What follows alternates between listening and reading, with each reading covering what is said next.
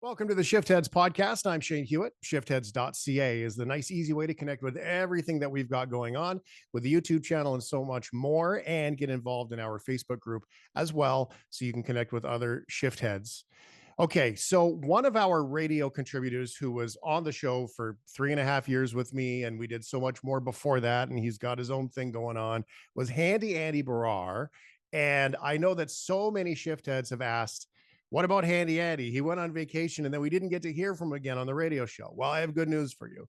He's here right now. He is back. He is sun-kissed with a suntan. And Handy Andy, it's great to see you. Thanks, Shane. Great to be here. So you went to Thailand. You went suit shopping. That was really the premise of your vacation, a very Andy thing to do, frugal that you are. But you wanted to make an experience. You wanted to learn more about it, rather curious, if you will.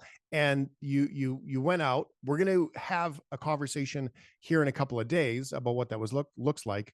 But I did want everyone to kind of get a bit of an idea of what your couple of favorite takeaways were from that. I think from the experience was just that, there's a whole world out there in terms of, because like I was staying in one spot for about 3 weeks. So it wasn't like I was moving around while I was traveling. I kind of got into a rhythm of like, I lived there. And that really kind of opened my eyes because I'm like, wow, I could live in another city and have those experiences, different experiences than I do in Canada, because in Thailand, the Canadian dollar goes farther. So it was more like I could eat a meal for about $3-4. If I wanted to get a coffee, it might even cost like maybe $1. So it was much more affordable over there. And it kind of opened my eyes on, opportunities of maybe trying to live somewhere else in the event that the cost of living in Canada got too high. Well, it's beautiful. And the suits. We look forward to hearing all about the suits that you went shopping for and seeing some of that experience as well. Well, here on the podcast today, we do have a couple, Andy, that they left Southern Ontario. They were professionals in the corporate world. They basically sold their place in Southern Ontario, bought a chateau in France, and now that's what they're living. So this whole moving thing could be something that could be for you. Well, how fitting. I really look forward to watching that clip because I kind of opened my eyes to maybe a different alternative living arrangement somewhere else in the world. There is a place where you can go shopping for a home, and it is probably cheaper than where you're looking. Now, we've had, remember the Millennial Moron that we had on the radio show? The Millennial Moron takes houses in Canada, like Vancouver and Toronto primarily, and then he goes and he compares it to what else you can buy in other countries. And that's what the Millennial Moron does. And he has been very open about some beautiful mansions in Beverly Hills, places in Florida, definitely Texas, Scotland, and elsewhere, where you can buy a castle for less than you can buy a house in downtown Toronto. And this is where we are going in our next conversation. Stephen and Sara Cole join us here on the podcast, chatting about their move that they made. Now, I'm kind of going into this intentionally not giving a whole lot of information, guys, because I really want everybody to hear this bit of a story from you, but I'll summarize this. Toronto area, Peterborough, corporate folks, working the grind, doing the drive, wondering how you survive the 401 today. And then all of a sudden, you look mellow. Thanks for being here. It might be the wine. My pleasure. It might be the wine. So, and yeah, you guys are joining us from France right now, and you decided to move. My understanding was you were sort of just open to whatever, but there was a bit of frustration in what you were trying to create for your lives and your future. So begins the story. Will you tell me what happened? Sure. I mean, it's less frustration and more chasing choices. Yeah. We didn't leave Canada so much as we chose France. We had a wonderful life in the Fergus area, and we absolutely loved that community. There's so much going on. It's vibrant. It had the arts that we were looking for. But eventually, during COVID, as we're all reevaluating our lives and thinking about choices that we made in the past and choices taken or not taken, we looked back at 10 years ago when we thought about moving to Europe, and we started looking at that decision again. and deciding that, yeah, maybe now is the time. Mhm. We've always loved France. We've always decided to come back to France every time we've been lucky enough to travel extensively, Mhm. about 40 countries between the two of us. And France was always the country that we came back to because of the arts, the culture, the style of living, that joie de vivre, which is a real thing. Yeah. And so it was more of it wasn't so much a leaving Canada as it was a choice to go to France. Yeah, and I think to Sarah's point, for us, when we were looking at our lives in Ferguson, it was a wonderful life. Like, we were very well involved in the community there, and we certainly do love Canada. But we started looking down the road and going, from 10 years from now, where are we going to be? And it was all fantastic. We'd probably still be happily living in that area. Our careers were going great. But is that what we wanted? I think that was the big question that we were trying to answer. And when we thought about it, we thought, well, why don't we try something different? Let's take a left turn. We have the opportunity. So we decided to start looking into what the potential was. Yeah, it would have been a year of knowing what was coming. Yeah. And we've never been very good at normal, so we decided to take, what is it Bugs Bunny says, a left turn at Albuquerque. Yeah. And that's kind of what we decided to do. Yeah, very much a left turn at Albuquerque, I would say, a hard left. Mhm. So, okay, so you pack up, you move. Oh, I have so many questions now. This is quite amazing. But let's localize this a little bit for everybody, because you're in Saint-Germain-des-Prés is where you are in Yep. France. And now, is it a province there? The Dordogne, is it province there? I don't even know how it works. Yeah, it's called a department. Department. Oh, A department. There are about 95 departments in France. Think of them as smaller than provinces, but larger than counties. right. So I knew that, actually, now that you say that, because there was a guy that bought something from one of my online stores, and it had a département in there, and I was like, well, what is this? And then I looked and I searched and I Googled, and I'm like, okay, but where does the guy live? Like, I couldn't figure it out. So, and it was a county person out in the middle of nowhere that had put, the department there. Okay, that makes sense. Well, and it gets even more complicated because we're in the Périgord, which is not actually a region, and we're in the Périgord there. I think not. Yeah, think of that more like Algonquin. Yeah. So it's more of like a named natural area rather than an administrative region.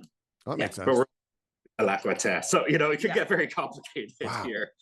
Okay, well, this is great. So you move, you go, and I have to ask this question. What do Canadians need to know? How long have you been gone now?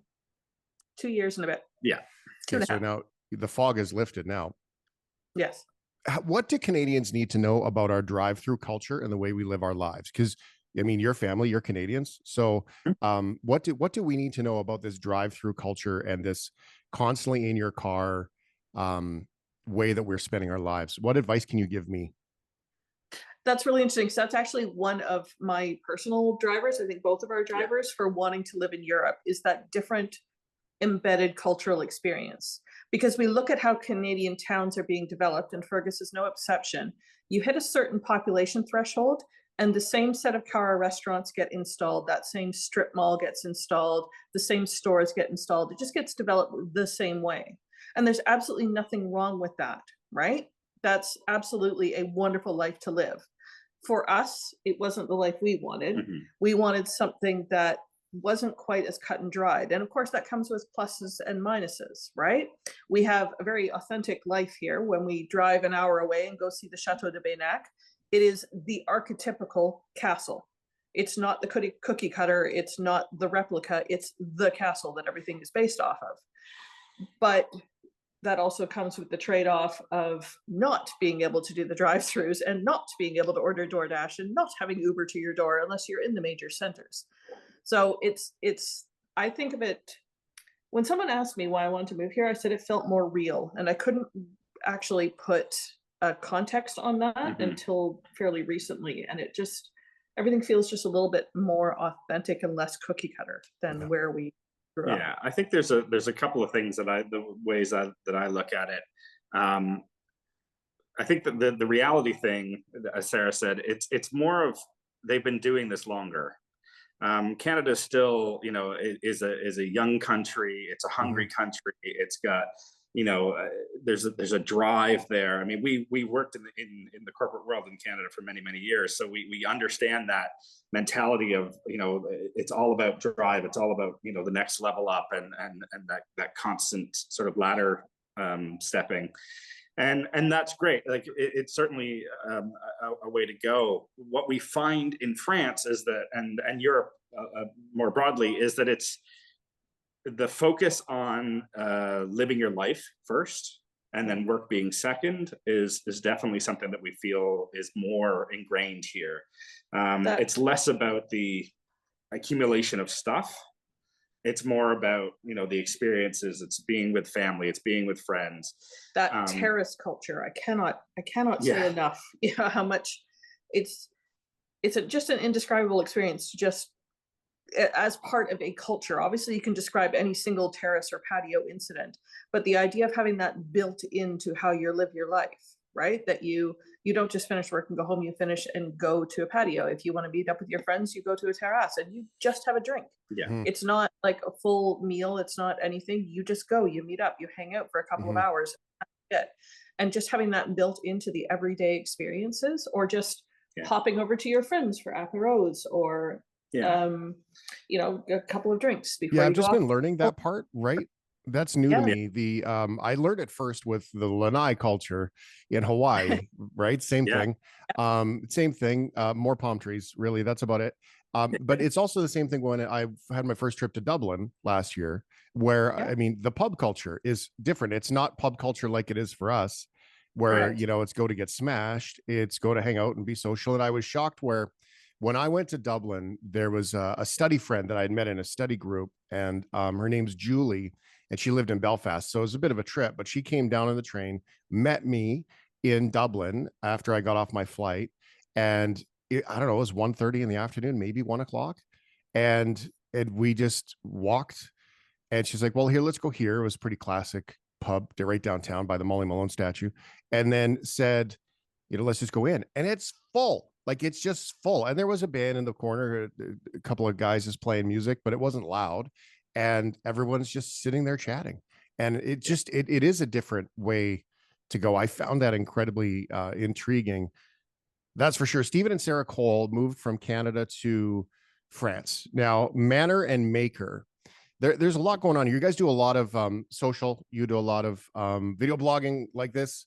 And we will connect everybody on the notes below, plus on the Facebook group at shiftheads.ca for everyone to check that stuff out. But you guys we have a lot more in common than I think I would have thought when we first I saw this. And it was a CBC thing that we saw I was like, this is amazing. I want to meet these people. And so when I built the Shift Radio show, I had one thing in mind. Is I wanted a place where people could feel like they belong. That was it. That was it. That was the only thing. And to build a sense of community, to allow people to lean on each other, to maybe have conversations differently, but to have some free spirit to it. And that's really what you guys have going on in Manor and Maker too. Tell me about it.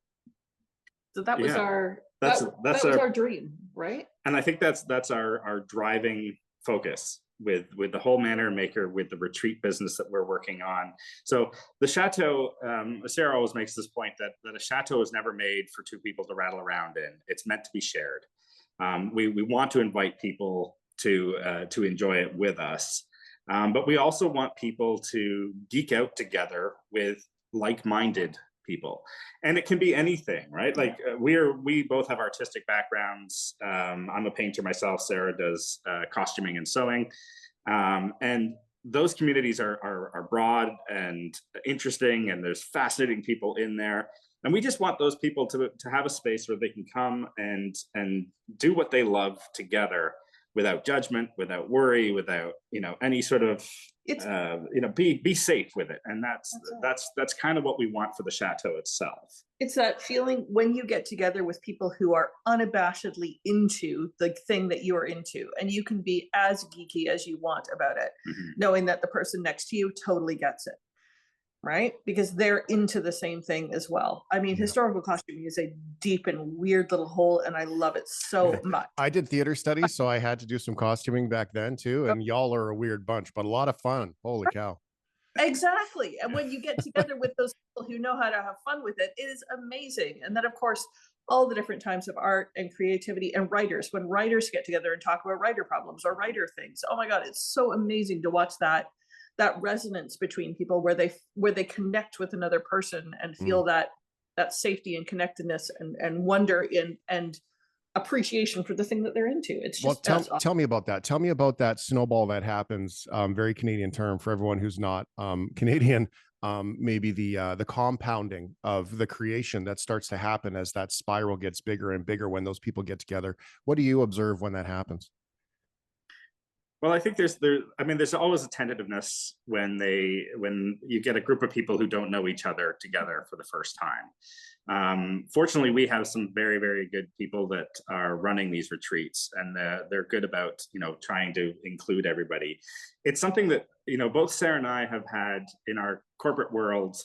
We've managed people, so it's something that we have a bit of a sixth sense for as far as going, okay, these are people who are coming from various different backgrounds and interests, and we need to get them sort of talking to each other as soon as we can. So when we sit down at the dinner table for that first night, with the whole gang, we just try and keep that conversation going. And as soon as you start to realize that, the reason that they're there, whether it's a writing retreat, whether it's an art retreat, once people start to realize that they're in comfortable company with people who also enjoy what it is that they enjoy, then there's this calmness that comes over it. And we find throughout the week that fortunately we've had very good groups who've gelled very quickly, and they start playing off each other and really leaning on each other as far as the creativity goes. And by the end of the week, man, it's tears when people leave, and it's awesome to see people. We have a group right now that was with us earlier this year, and we're still getting text messages from them. We have a WhatsApp group with them, and and it's fantastic to see where they are now and what they're doing, and they want to stay connected to us and the rest of the people that we're in that group. And when they have those moments of revelation, right? Like one of the retreats started with a bit of play, and you could tell people were a little resistant going into that with that moment of play as adults. You kind of have that, oh, am I allowed to do this? And then you get through that, and all of a sudden the creativity opens up, and you're like, oh my God, I get it. And then because everybody's having that, oh my God, I get it moment together, that's also a part of the snowball, right? Because they realize it's all okay. It's all okay together to do it. And I think one of the really fun parts is we've had a few people come and join us now who have had, really strong corporate careers, or these are people who have achieved amazing things in their working lives, and are suddenly now realizing they want to do something creative, and they've decided to come on one of these retreats, and to see them sort of deprogram from that world of corporate like putting on a face and the behavior that's in there, and be allowed and given permission to sort of just be fun and creative and be their own authentic self. It's amazing. That's okay. They don't have I love it. I can hear the excitement from you guys. Like it's great. The world is a better place when we can become more self-expressed, right? It's just it's just absolutely wonderful. Okay, well, let's talk about the website here and try this and see if we can't make this thing work. You guys can see that okay, right? Yeah. Manor and Maker website, it's manorandmaker.com. Now, the reason why I have questions about this is because you guys made this move, and this is the incredible part. Look at that, hey? So Chateau de Saint-Germain-des-Prés, that's an old place. It must be daunting at times, no? Well, it does have old parts to it. The tower is 16th century and some of the old walls, but it's the rest of the property or the rest of the structure is sort of 19th century, mid 1800s, I think. We haven't figured out exactly now. But yeah, is it really? Oh, it is. So look at that, the case, you can see it. But when we were shopping for properties, obviously Chateau was what we were looking for, but we wanted to make sure that the property we moved into was going to be able to sustain us for a while, at least without crawls. So this Chateau, we know that there's going to be problems in the future with the roof and things like that, but the walls are, relatively straight. The doors all closed, the heating works, the electrics work, the water works. So which is by Chateau standards miraculous. yeah. So we were specific when we were shopping. Look at the detail though. Look at the detail on that. Isn't that amazing? That is a replica of the detail that is on the sarcophagus of Francois Premier, who was the King of France, came to the power in 1515. And that's a wood replica of the stone sarcophagus that is in Saint Denis in Paris. That's crazy. I love it. Like that. Oh, there's my favorite part right there. So, okay. Well, you talked about costs, and you don't have to get into details, but everyone's going to be curious. When the millennial moron, when he talked about you can get so much more for the same amount of money, as much as you're comfortable, can you give us a rough idea of how you did comparably to Canadian standards on cost here? So we don't talk details because we want to respect the privacy of the lovely guy who bought our house in Fergus. Yeah. But I will say that we did a straight swap. Okay. So we sold that house and bought this one. Yeah, and that house was a lovely 4-bedroom house on 3/4 of an acre. Okay. So sort of standard, good size house, made built in the 50s. And our property now is about 6,500 square feet, roughly. Wow. And that's just the Chateau. Plus we have a barn. Plus we have a little cottage beyond that. Well, I say little, it's a good 2-bedroom sized house. Yeah. And then there's 37 acres of land. So when you go from a 3/4 of an acre to 37 acres, man, it opens up some. You get to ride them lawnmower is what you get. Oh yeah. Yeah. So it's that volume, and this is a great thing for people Chateau shopping or large property shopping. Think of it like a farm. Yeah. It's not a house anymore. You have to think of it like a farm. Manage it on that scale. So it's not beautiful. Not a ride on. Think tractor. Yeah, tractor, and that's okay too, just to be clear. Yeah. I like tractors. So here's the funny part of this story. So I had said to Melanie, I completely unrelated to this, wasn't even thinking about this, but I had said to Mel, I said, hey, because a family estate for me is part of my goals set. I mean, it's one of the things that I want. I want to be able to have a place where the family can go no matter what. That was my only deal when we talked about our future at homes, is that I wanted enough room for everyone to come. I didn't need a big house, but I did want enough room for everyone to comfortably come and have friends come over, sort of like you're talking about. Yeah. So here was what came up and what I had sent to Mel just the other day. And so this is just my Instagram. Lovely. And then when I connected the dots that you guys were similarly doing the same kind of things, that's 1.25 million euros. So I mean, this is polished and all that fancy. This one's actually been on the market. We looked at this one when we were looking at ours. It's been on the market for ages, and it's come down from about 3 million, I can tell you. Wow. So there you go. Look at that courtyard. Hey, it's a stunning property. Amazing. Yeah. Amazing. Okay. That's the one with does it have the green kitchen? Sorry, you got to no, we can keep going. Let's see. Ooh, no, that's all it has for pictures. Really, it's not far from Chateau. Okay.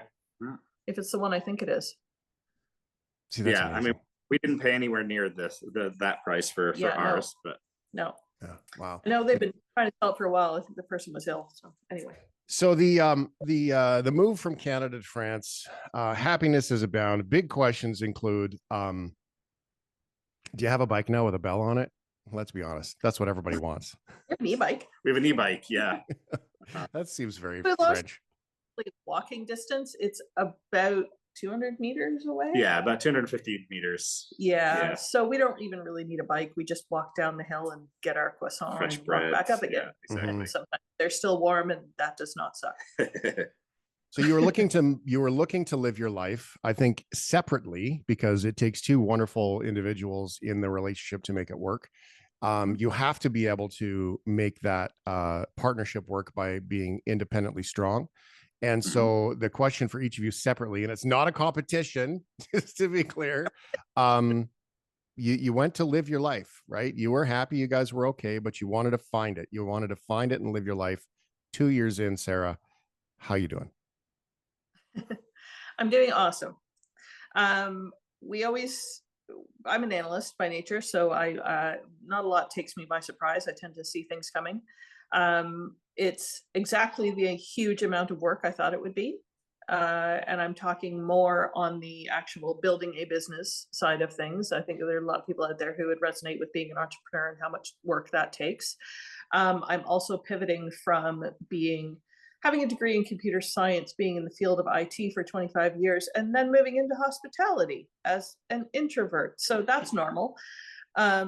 So do you have a basement that you could retreat to once in a while in that place? I have a sewing room on the third floor. She goes up, not down. I go up my 16th century tower to get to my sewing room, and is that awesome? That is awesome.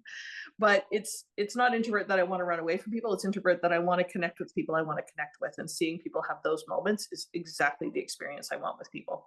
So anyways, that has been awesome. And then all the work of building a business is the work of building a business. So that's huge in as much as I thought, but it still feels really real here.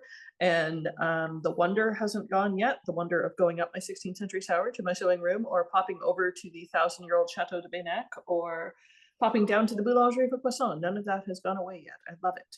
Mm-hmm. Stephen. Same question. Same question. Yeah, I mean, I'm doing well as well. Absolutely love it. I mean, my experience is a little different because I'm still working full time. Mm-hmm. I'm a graphic designer, so I'm still working for clients in Canada, in Toronto specifically. So my work day is 3 p.m. until 11 p.m. here. So I get my mornings to basically work on, gardening stuff or renovations or, or vlogging or all those other things. Yeah. And then I've got my afternoons doing my old job. The one, I think, if there is one complaint about that or apprehension, it is that I feel like I've got 1 foot still in Canada, 1 foot here. Unfortunately, my language skills have not improved. Well, they have improved, but I'm still working on getting my French up to a point where I can be more comfortable with it. But I don't think I would trade it for anything at this point. I mean, we are absolutely busier than we've ever been in our lives. But, for one thing, all of that busyness is for ourselves. We are working for ourselves. All the benefit that we see from our work goes back to us. And the alternative is not having anything else to do, right? I mean, we will never run out of things to do. Let's put it that way. And I always say that, the thought of I go back personally back to September 11th and think, sitting in an office worried about, what my boss is going to think, trying to get an email sent out, eating lunch, 15 minutes in front of my desk. Do I want that to be my life, or would I rather, try something different? And if it fails spectacularly, then it fails spectacularly. But at the end of the day, regardless of what happens in our world, we can always say that we owned and lived and worked in a chateau in France for a few years. And, I think that alone is what drives me and makes me happy of what we're doing, because, that the story is better than, anything else, frankly. And the lifestyle's awesome. Yeah. Love it. Absolutely terrible financial decision. In case anyone's, not clear on that, it is a terrible financial decision. But when you are less motivated by that and more motivated by the richness of life, then hopefully that pays off in the end. Yeah. I think my legacy from this will be stronger than my legacy from 25 years in corporate. Like doing corporate and systems is a fleeting thing. Technology gets replaced every 5 minutes, as we know. So everything I've ever done is probably already gone in the 2 years that I've been out of tech. Whereas here, seeing the lasting impression on people, discovering their creativity or taking care of a heritage building, all of that is going to last longer than what I did before. Yeah, I used to think legacy was a name on a library. And while it's beautiful when people make those donations, hospitals and libraries and all those things, they're an integral part of our world. The reality is that's actually not what the legacy is. It's more of a, who's that guy, right? So if you can set people on a course better off than when you found them, it's quite a beautiful place to take it. And I think that's absolutely wonderful. And for the word guy, I have to lean into winning and losing versus the magic of success. And there's no antithesis to success. Our thing is enablement over competition. So why we have lots of Chateau friends now, and it's not, when we get together, people think that sounds cliquey, but it's more of a shared problems with heritage buildings than it is, sort of being Chateau cliquey. But we also all run social media, we all run complementary businesses, and we all talk about ways to lift each other up rather than compete in that industry, even though it's, tourism it's effectively an endless industry as long as people have the means and inclination to travel and experience new things. And so we try to figure out ways to enable each other as opposed to compete with each other. So that's also our thing. Oh, it's sneaky, but it's beautiful. I love it. It's a much nicer place to be than competitive. That's for sure. For everybody who's watching the video right now, I just would like to acknowledge the lack of lines on your faces. You guys look mellow and you look peaceful, and it's amazing. And you're doing good work. So mannerandmaker.com. The links will be in the descriptions. You can check out the socials and the video blogging and everything that goes on. Worth the gallery look, if nothing else. And just consider it. Consider that I think that 15-minute lunch while you're working comment is what really lands with most everybody. And if life with a bike and a basket is appealing, then there's nothing stopping you from getting it. And they really do enforce the 2-hour lunch where we are. Yeah. So if you haven't done your chores by noon, don't expect to do anything until 2, because everything's shut down and everyone's gone home for lunch. And it is delightful, and we lean into that. Yeah. And we want to bring, shameless plug, but, we've got a bunch of retreats that are happening next year. And if anybody else is out there listening and and wants to be a part of this, we want to show it to other people. We want you to experience this as well. So have a look on our website. There's a number of retreats that we're doing next year. So. And that's where everyone finds it, that event page? Yes. On the event page. Yeah. Okay, great. All right, there you go. Go learn, go travel, go meet the gang here in this conversation. It's just absolutely wonderful. Stephen and Sara Cole, mannerandmaker.com. Go to France. Why not? There's wine, long lunches. And if you like a tractor, maybe you could take one for a bit of a rip. Thanks so much for being here. I appreciate you. Thank you so much. Thanks, Shane. Coming up tomorrow here on the Shiftheads podcast, your buddy from the technological world, Blaine Kylo, is going to join us. Blaine, great to see you. What are you most excited about for our conversation tomorrow? Because it's really our pre-Christmas holiday shopping episode. Yeah, and because of that, I've got suggestions for your gift guides. Any of the gifts that you're purchasing for games, hardware, software, any of the consumer technology things that you might be looking at getting for people. We've got some gaming news to talk about, and also reviews of 4 of recently released games, including Super Mario RPG and Avatar: Frontiers of Pandora. They all look really cool. Catch the Shiftheads podcast coming up tomorrow, shiftheads.ca, to get more details.